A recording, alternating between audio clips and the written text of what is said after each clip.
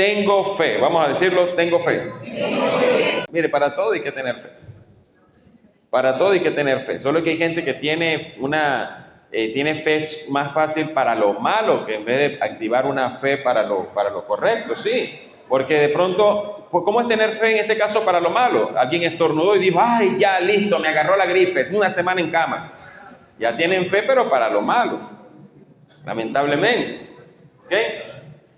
De pronto el lunes a lo mejor se sintieron un poquito con dolor de cabeza y tienen un compromiso el viernes. No voy a poder ir el viernes porque ya hoy lunes me dolió la cabeza. O sea, tienen fe de que van a pasar toda la semana mal, enfermos. ¿Ok? Crea usted o no crea en Dios, lamentablemente hay una fe natural que se activa en todas las personas. Hoy la gente ha confundido la fe con el positivismo y eso no es igual, en ningún aspecto es igual. Tener fe no es repetir 3 veces que te vas a sanar. Voy a sanar, no, voy a sanar, visualízalo. Eso no es tener fe. Y a veces cometemos ese grave error. ¿Es malo ser positivo? Por supuesto que no. Claro que no es malo ser positivo, pero cuando hablamos de positivismo es cuando la esperanza está enfocada en mis sensaciones. La fe adecuada es aquella que depositamos en Dios, que es aquel sobrenatural y poderoso para el cual no hay nada imposible. Pero hoy las personas han puesto su esperanza, por ejemplo, en los recursos humanos, en otras personas, en sí mismo, en objetos, en otros dioses. ¿Ok? Y de una u otra manera, aquello a lo que usted le aplique fe, de eso va a extraer sus frutos. Si usted le aplica fe solo a las personas de la humanidad de ellos, usted va a cosechar sus frutos. Pero si usted aplica fe en aquel que es todopoderoso, en aquel que es invencible, de su naturaleza sobrenatural, usted va a cosechar frutos de gloria. Dígale a alguien, tiene que tener fe en Dios. ¿En quién tiene que tener? Fe en Dios. Muy bien, maravilloso. Ahora, hay cosas en las que quiero ser un poco más amplio. ¿En qué deberíamos de aplicar fe? ¿En qué deberíamos de aplicar fe? Basado en las Escrituras. En el primer punto en lo que deberíamos de aplicar fe está en reconocer la realidad de lo invisible. Diga conmigo, reconocer la realidad de lo invisible. A ver, dígalo, reconocer la realidad de lo invisible. Usted dirá, ¿cómo es eso? Fíjese lo que dice Hebreos, la carta a los Hebreos, capítulo 11, verso 1, en la versión Dios habla hoy. Tener fe es tener la plena seguridad de recibir aquello que se espera. Es estar convencido de la realidad de las cosas que no vemos. Tener fe no es imaginar. Tener fe es reconocer la realidad de lo que Dios tiene para nosotros. Es una garantía de que lo que Dios ha preparado para nuestras vidas ya es, no es que será, ya es. Voy a seguir avanzando en eso. Fíjese bien, en el versículo 3 de ese mismo capítulo, dice la Escritura, por fe sabemos que Dios formó el universo mediante su palabra, de modo que lo que ahora vemos fue hecho de cosas que no eran visibles. Fíjense que la Escritura dice que Dios nos hizo a su imagen. No vemos a Dios, pero el reflejo de Dios está en usted y está en mí.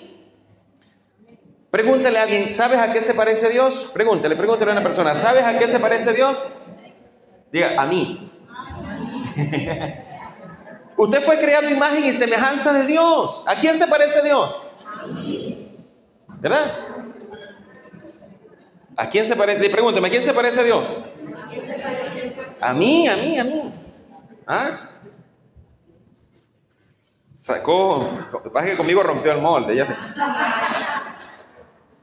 Muy bien, entonces, tener fe es estar plenamente convencido de la seguridad de las cosas que no vemos. Cuando aquella famosa frase, ver para creer, muchos se apoderan de ella como de gran orgullo, pero la dijo exactamente uno de los apóstoles de Jesús, que no había creído que él realmente cumpliría su palabra de resucitar. Entonces los demás le dijeron, hemos visto al maestro, resucitó, está con nosotros. Y él dijo, no, hasta que yo no lo vea, hasta que no meta mis manos en su llaga, no lo voy a creer. Jesús se apareció en ese entonces y estaban todas las puertas cerradas. Él apareció en ese entonces y le dijo a él, ven, mete ahora tu dedo en mi llaga. Yo me imagino que él no metió su dedo, este apóstol, como que para certificar, sino como que ya avergonzado. Porque Jesús después le dijo, bienaventurados los que creyeron y no vieron. Usted de pronto está solo acá sin su familia y usted anhela ver a su familia compartiendo con usted de la palabra de Dios.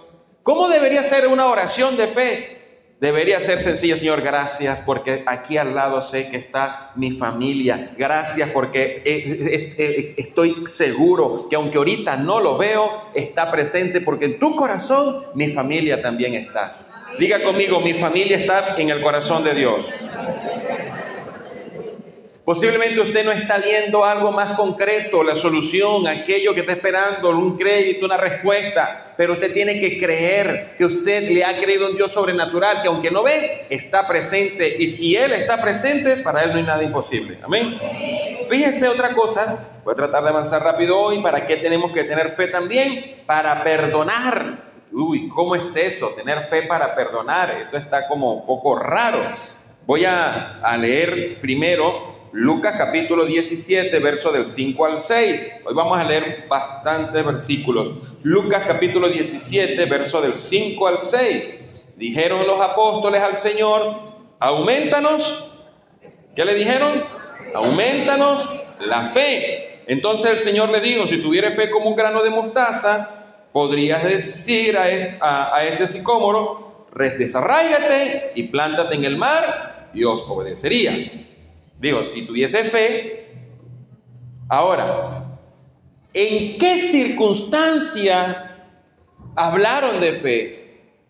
¿En qué circunstancias los discípulos dijeron al Señor, aumentanos la fe? ¿Sabe cómo? En los versos anteriores podemos ver en qué circunstancia. En dos versos anteriores, en el 3 y en el 4 del mismo capítulo 17 de Lucas. Mirad por vosotros mismos, le dice Jesús. Si tu hermano pecare contra ti, repréndele. Y si se arrepiente, perdónale. Diga, perdónale. Dígale a alguien, perdónalo. O perdónalo, no sé. Y si 7 veces al día, ¿cómo? Al día, pecare contra ti 7 veces al día, volviera a ti diciendo, ¿qué tenemos que hacer? Jesús terminó de decir eso y los discípulos dijeron, aumentanos la fe. Qué locura que están hablando de perdón y lo que los discípulos le dicen a Jesús para poder tener la fortaleza para perdonar es. Porque si la primera vez en el día hizo algo, me arrepiento, perdóname, y usted lo perdonó, la segunda, ok, te vuelvo a perdonar, ya la tercera, a la mayoría se nos acaba la fe de que lo está diciendo en serio.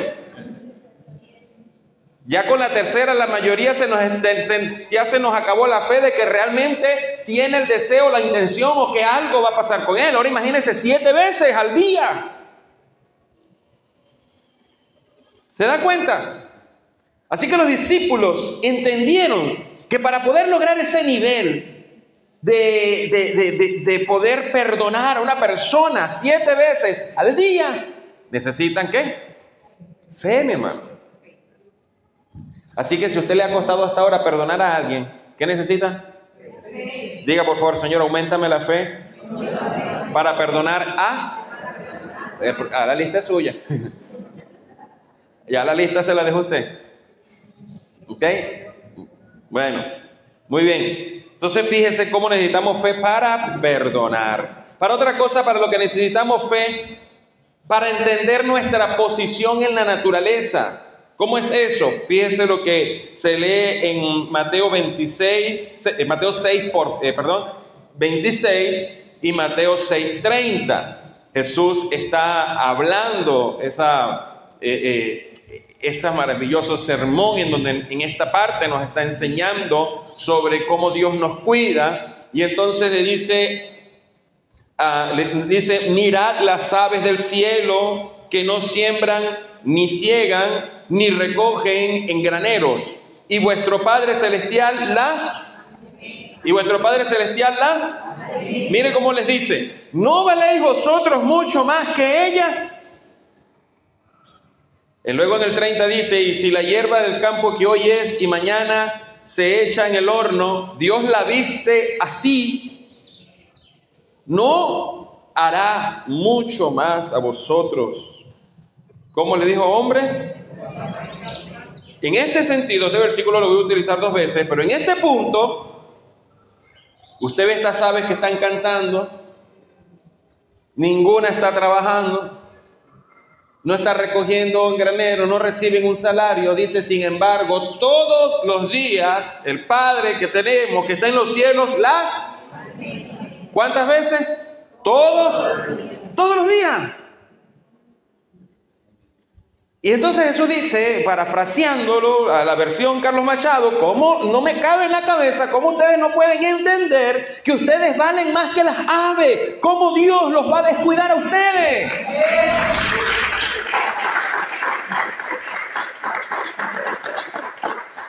Mire cómo es Dios. Usted dirá, ay, pero no, ¿verdad? Yo, a veces, hasta el cómo piensas en cuanto a tu ropa, también es no entender la posición que ocupas en la naturaleza. ¿Por qué razón? Porque Jesús dijo, miren cómo Dios viste las plantas, que se pueden secar en cualquier momento. Aún la hierba silvestre que usted puede, allí salen unas flores tan bonitas que algunas duran un solo día. Y algunos dirán, pero ¿por qué Dios le coloca colores tan bellos a algo que de pronto dura un solo día?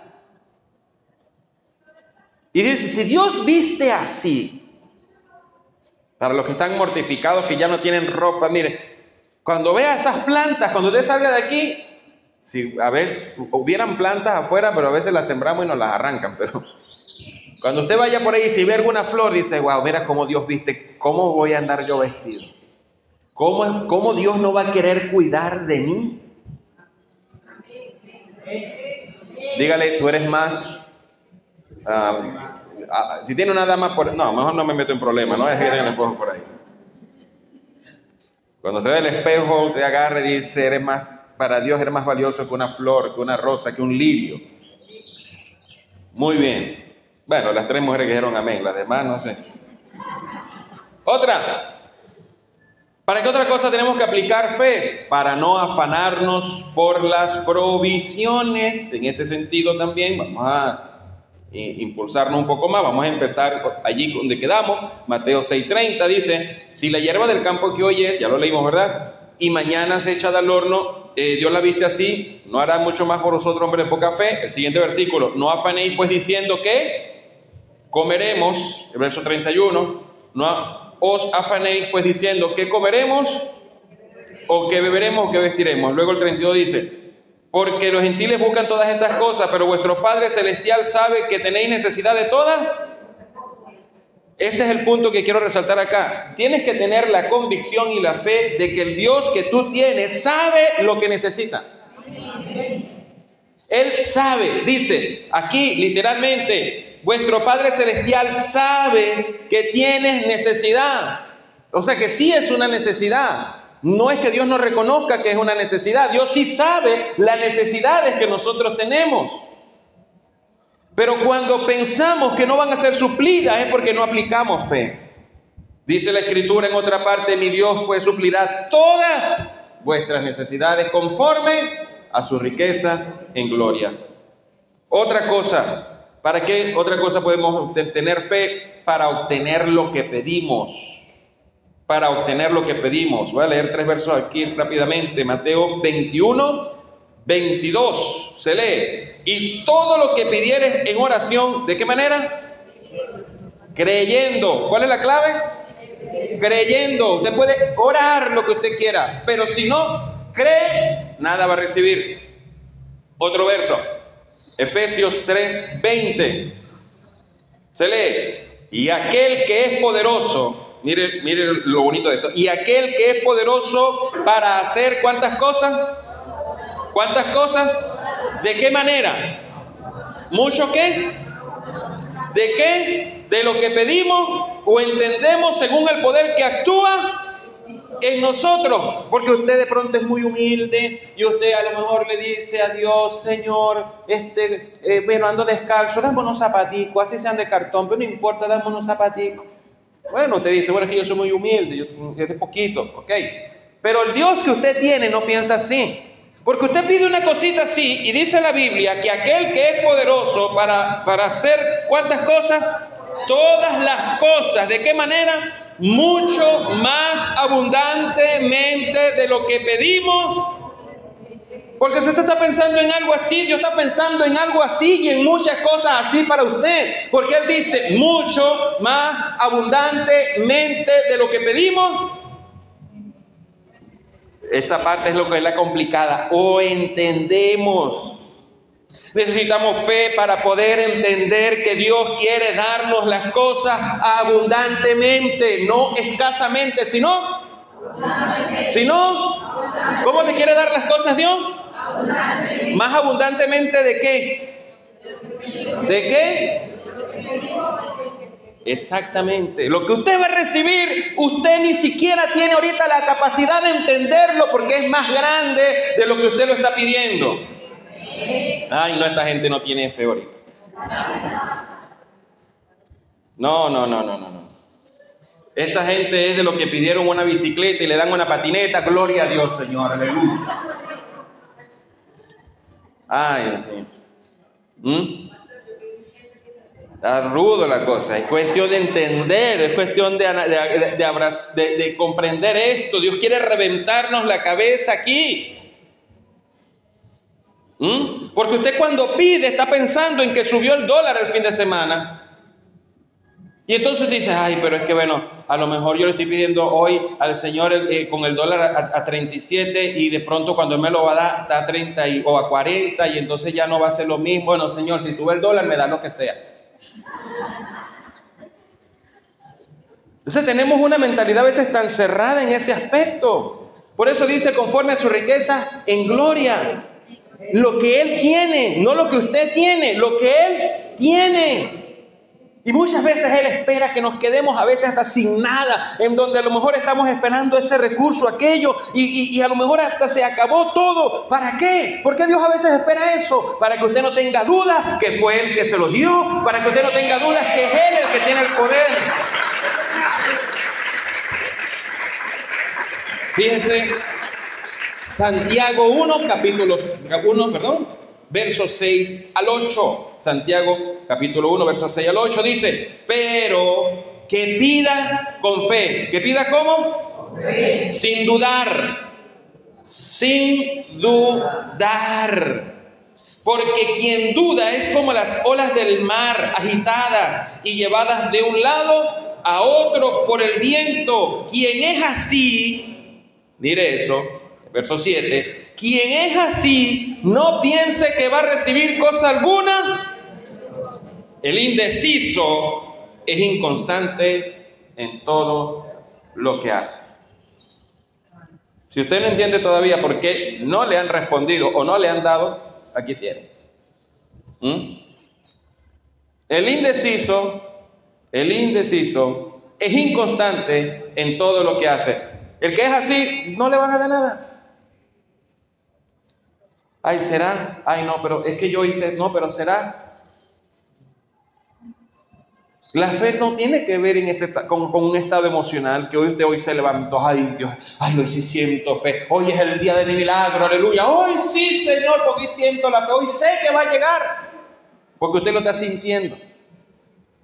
Y entonces, de pronto el siguiente día agarró y no le llegó, y por alguna razón no llegó. Y, ay, ¿será que la voluntad entonces de Dios es otra? Ay, Señor, ¿será que tú no quieres que yo lo tenga? Ay, ¿pero qué será? Empezamos con un misterio y dice, no, amigo, póngase de acuerdo. Póngase de acuerdo. Pastor, ¿y si estoy pidiendo algo que no es la voluntad de Dios? Posiblemente sea así. No todo lo que usted le pida a Dios le va a decir que sí. Le puede decir que no. El problema es cuando usted está tan encaprichado que no es capaz de oír la voz de Dios. De que Dios le diga, no, tengo algo mejor para ti. Tengo algo mejor para ti. Que usted puede decir, Señor, gracias. Yo estoy creyendo por tal cosa. La quiero así, así, así. Aunque sé que tú me lo puedes dar mucho más abundante y me vas a sorprender. Ahora, si tu voluntad es mayor y tu ruta va por otro lado, amén, lo acepto. Pero yo tengo que seguir creyendo por algo. Tengo que ser específico. Dígale a alguien, sé específico. Sé específico. Ahora otro, para recibir sanidad también tenemos que tener fe. Para recibir, ¿qué cosa? Sanidad. Marcos 5:34. Estamos hablando de Jesús sanando a las personas, en este caso, luego, 5:34, sí, Jesús le dijo, hija, tu fe te ha sanado, vete en paz, sin ninguna enfermedad. ¿Sabe lo que busca Jesús para poder activar esa sanidad en la vida de las personas? Una sola cosa, ¿qué está buscando? ¿Qué está buscando? Está buscando eso, fe. Dios está buscando fe. Lo decía también ayer en otra actividad que tuvimos, que Jesús fue a su pueblo natal, Nazaret. Jesús fue a su pueblo natal y ¿sabe qué? Dice que en una versión dice hizo muy pocos milagros, otra dice no hizo milagros porque la gente no creyó en él. Y también me gusta mucho el texto que es conocido porque 4 hombres bajaron a su amigo por el techo. Eso es muy conocido, ese texto es por eso. Pero antes de que eso sucediera, dice que estaba la casa llena de gente, pero ni una persona había sido sanada. Pero dice la Escritura que el poder para sanar estaba en Jesús. Entonces me llama la atención de que había un gentío, el poder para sanar estaba en Jesús y ni un solo sano. Ellos tenían solo en ese momento interés en escuchar, pero no en recibir o en creer que Él podía hacer algo. El problema no está en el poder de Dios. Él tiene el poder. La pregunta es, ¿tiene usted la fe? Ese es el detalle. ¿Tiene usted la fe? Una persona me dijo, pastor, pero es que yo me cuesta creer porque es que yo nunca he sentido nada. A mí me cuesta creer porque es que yo nunca lo he visto. Y le dije, ese es el problema. De hecho decía, yo creo de hecho que me parece como fantasía que la gente está mintiendo cuando testifica. Porque a mí nunca me ha pasado. Y yo le dije, por eso, porque es que no tiene fe. No te va a pasar. No tiene por qué pasarte. Porque si algo, el Señor está en este lugar. ¿Alguien dice amén? Amén. ¿A qué va a pasar contigo? No depende de Dios. Dios tiene el poder para hacer algo, pero tiene que conectarse. Y la fe es como un aroma. Tiene que llegar a Dios ese aroma grato. Y usted comienza a desplegar fe y a Dios le gusta. Una escena fuerte, tremenda, que tiene que ver en medio de todo esto, es porque Jesús a una mujer que era de otro lugar, Jesús llegó y le dice, Señor, hijo de David, y lo fastidiaba y le decía, Jesús, por favor, hijo de David. Y entonces él la ignoraba. Hasta que llegó un momento que los discípulos se fastidiaron tanto que le dijeron, Señor, por favor, despide a esta mujer, ya nos molesta.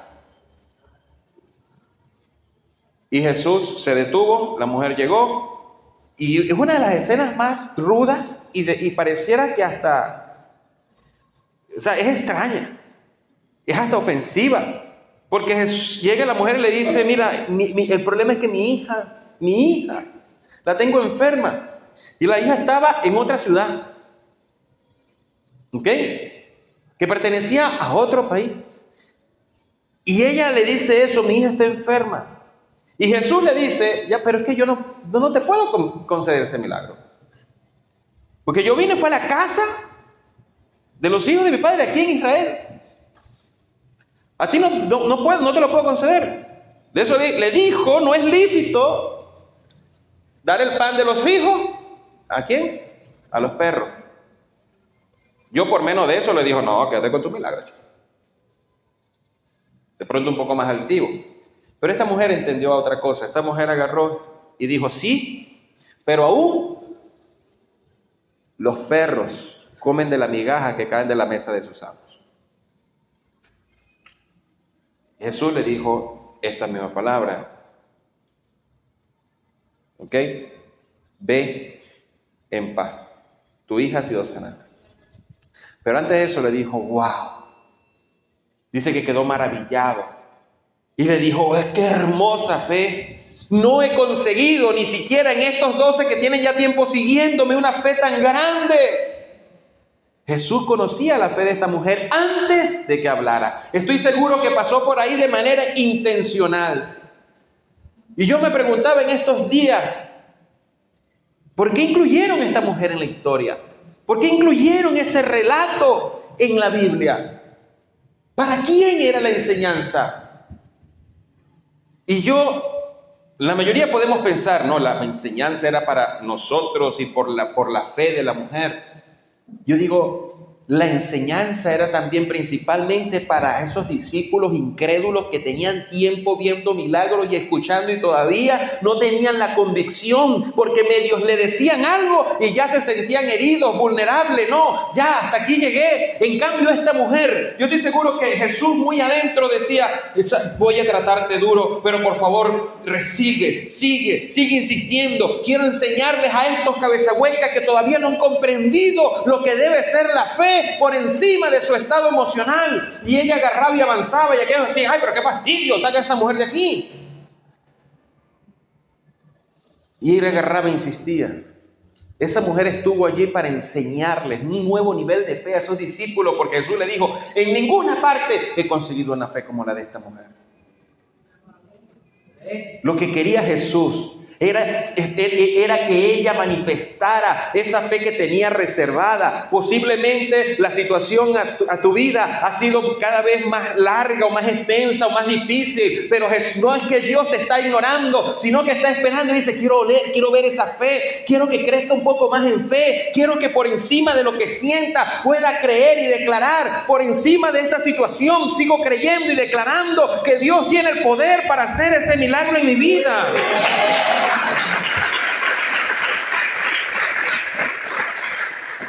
Marcos 10:52 también dice Jesús, le dijo a otra persona, dijo, puedes irte, tu fe te ha sanado.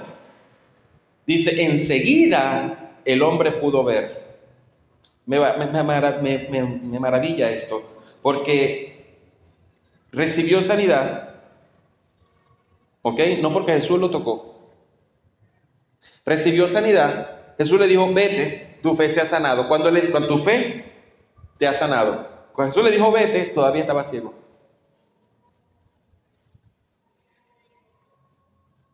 Así que él agarró, se paró, porque creyó a lo que Jesús dijo.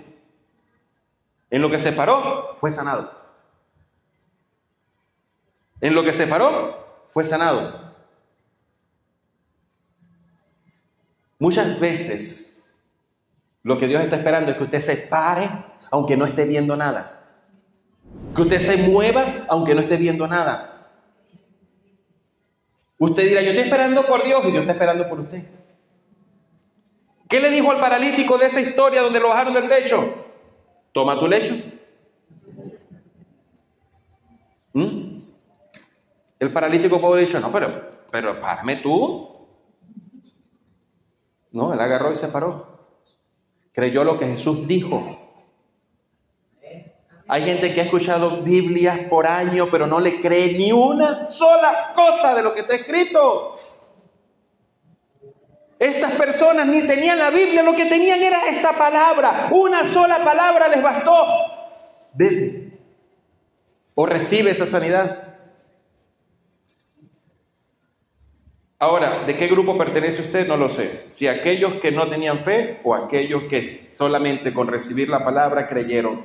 Y recordando el tema de esta mujer sirofenicia, la fe de esta mujer era tan grande que yo les dije que venía de otro lugar, ¿sí o no?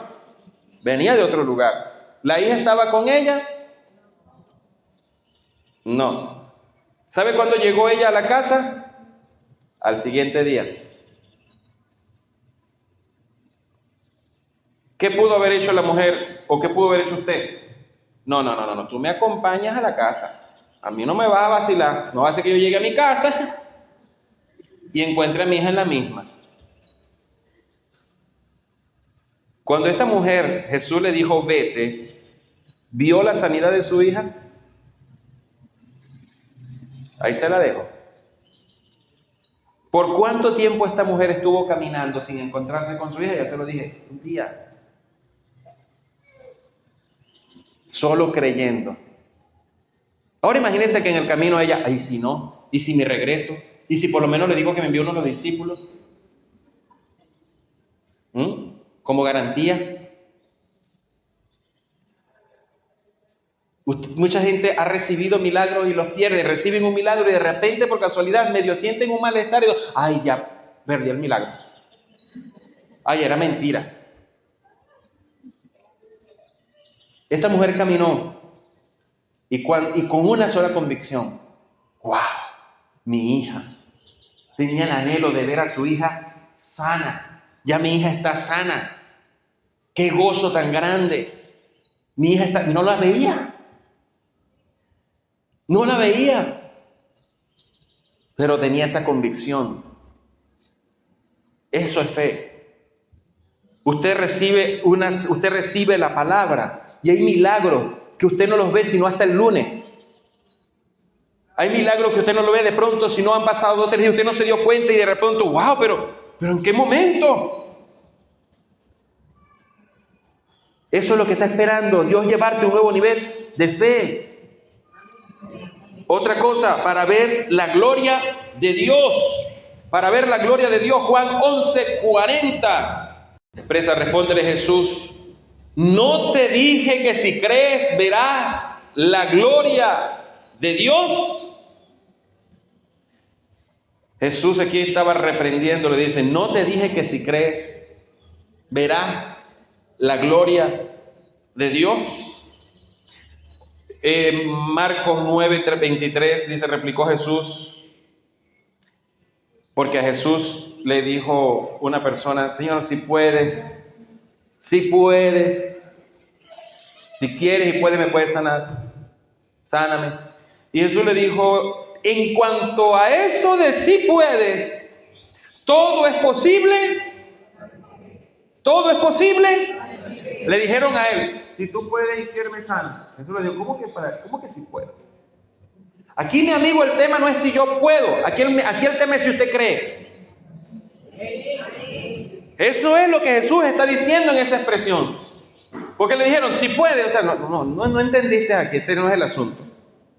No está en discusión si yo puedo, lo que está en discusión es si tú crees. No es si solamente crees los domingos de 9 a 11. Porque usted pasa más tiempo afuera que aquí.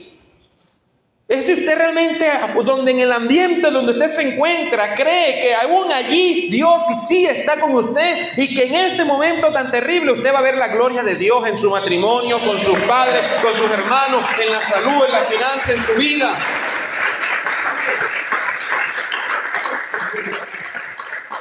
Y el último punto donde voy a detallar un poco más es para obtener la salvación. Porque quiero darle 3 razones para por qué debemos depositar nuestra fe en Jesús. En Romanos 3, del 22 al 24, se lee, esta justicia de Dios llega mediante la fe en Jesucristo a todos los que creen. De hecho, no hay distinción, pues todos han pecado y están privados de la gloria de Dios. Pero por su gracia son justificados gratuitamente mediante la redención que Jesús que Cristo Jesús efectuó. Fíjense lo siguiente, es natural que una persona tenga esa pequeña esperanza en cualquiera que pueda tratar de traerle una solución. Y no es que no use Dios personas, porque sí hace así y usa personas para ayudarnos en determinado momento. Pero en el caso general, hay una sola persona que realmente puede traer una transformación a nuestras vidas a través de la salvación, y es Jesús. Mucha gente dice, todos los caminos llegan a Roma. Claro, los romanos, para expandir su imperio, entendieron que para poder tener un mejor control tenían que construir caminos. ¿Y a dónde tenían que ir y centrarse esos caminos? A Roma. Pero el camino de la salvación no fue trazado por un ser humano, fue trazado por Dios. Y por eso que Él, que anhela estar eternamente con nosotros, trazó el camino por medio de Jesucristo, diciendo: Jesús, yo soy el camino, la verdad y la vida. Fíjese el famoso texto de Juan 3:16, porque de tal manera, a ver si lo sabe, su Hijo unigénito, muy bien, para todo aquel que cree no se pierda, mas tenga vida eterna. Pero Primera de Timoteo 2:5, quiero que comprenda que aunque la religión enseñe lo contrario, lo que la Biblia enseña es esto. Dice: pues hay un Dios y un mediador que puede reconciliar a la humanidad con Dios, y es Cristo Jesús. Muy bien. Segundo, Jesús murió por todos nosotros. Jesús murió por todos nosotros. Vea lo siguiente.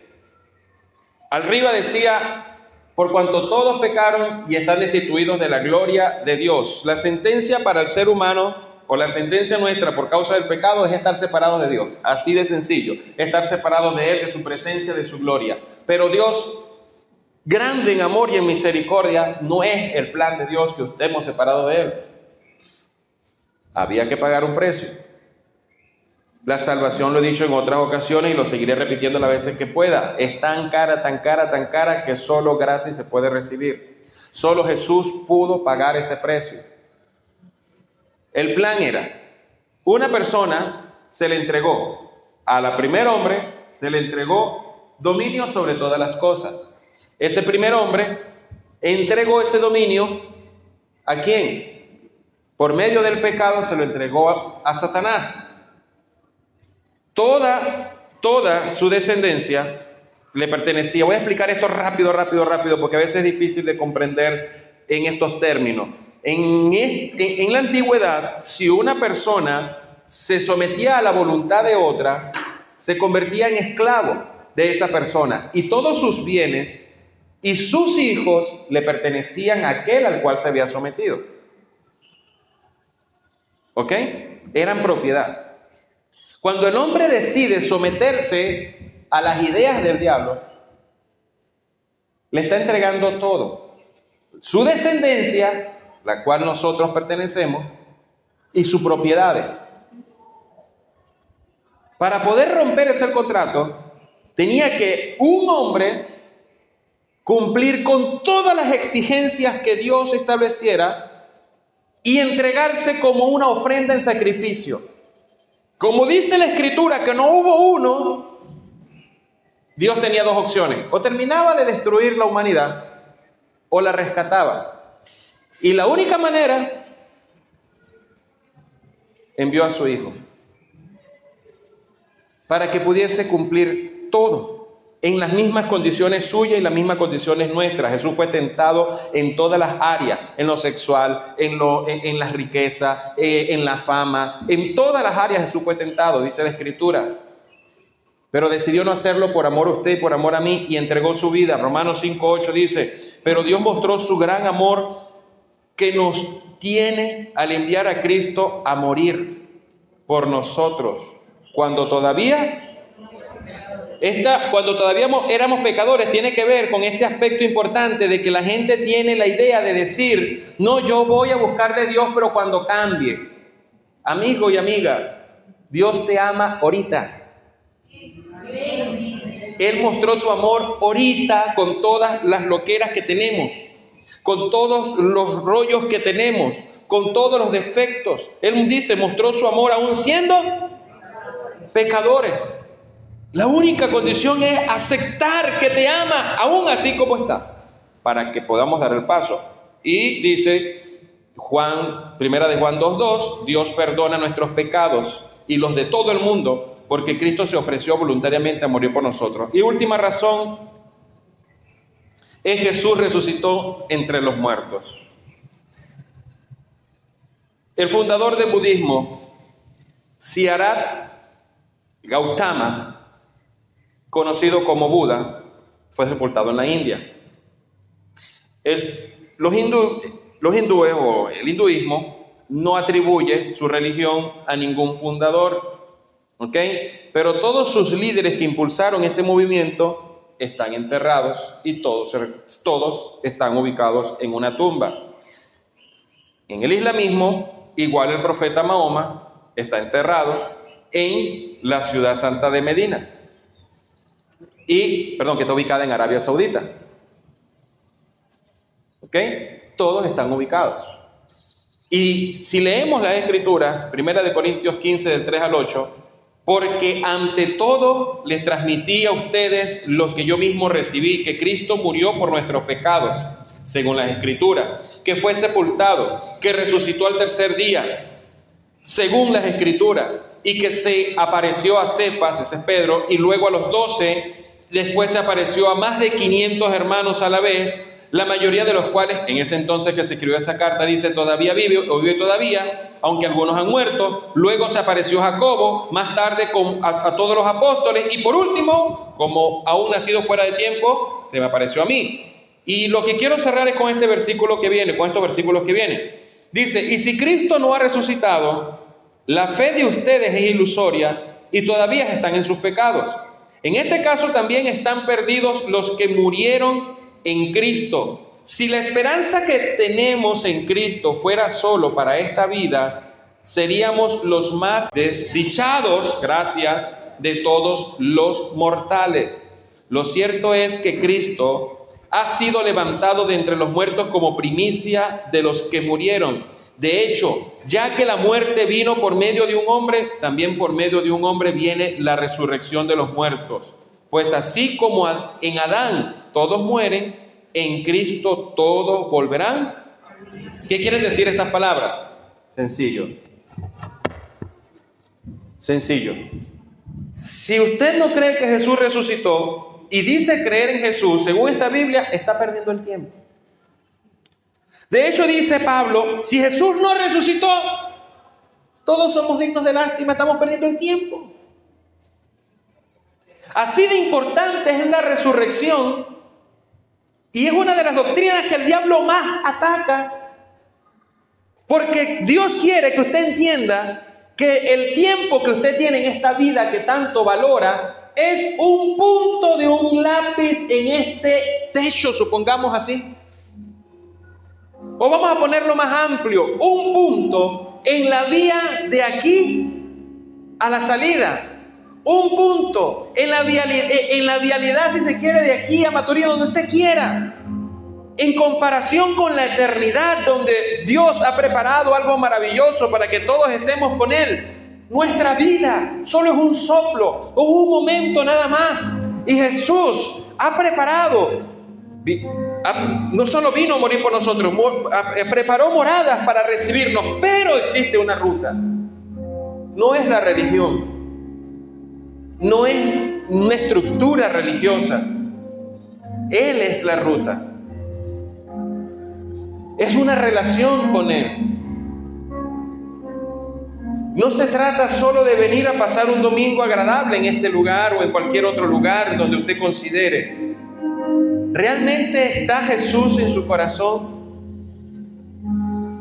Jesús dijo lo que hemos planteado en otras ocasiones: ¿por qué me llaman Señor, Señor y no hacen lo que yo digo? Todas las cosas que les enseñé anteriormente aplican para que usted deposite fe. Pero debe iniciar por medio de Jesús. Cuando usted lee los evangelios se da cuenta que hubieron muchas personas que no siguieron a Jesús.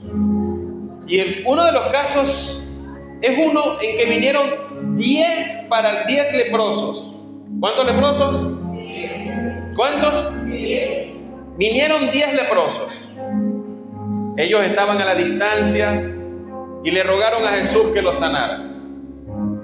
Jesús les dijo: vayan, preséntense al sacerdote. Ellos aplicaron fe, le creyeron a Jesús, los 10, y los 10 fueron sanados. ¿Cuántos fueron sanados? 10. 9 siguieron su ruta hacia la religión. Uno dijo: ¿qué estoy haciendo?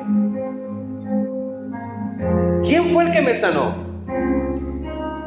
¿Quién es el que acaba de transformar mi vida? Y regresó a Jesús, se postró a sus pies y lo adoró. Y Jesús le dijo: ¿no eran 10?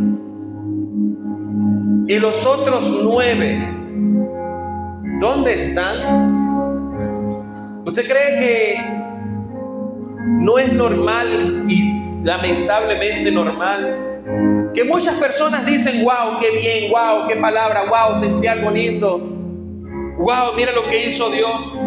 Y yo voy a orar para que usted hoy, si está creyendo por algo, por un milagro, una sanidad, lo reciba. Pero ese no es el tope aquí. El punto es: ¿qué vas a hacer luego con Jesús?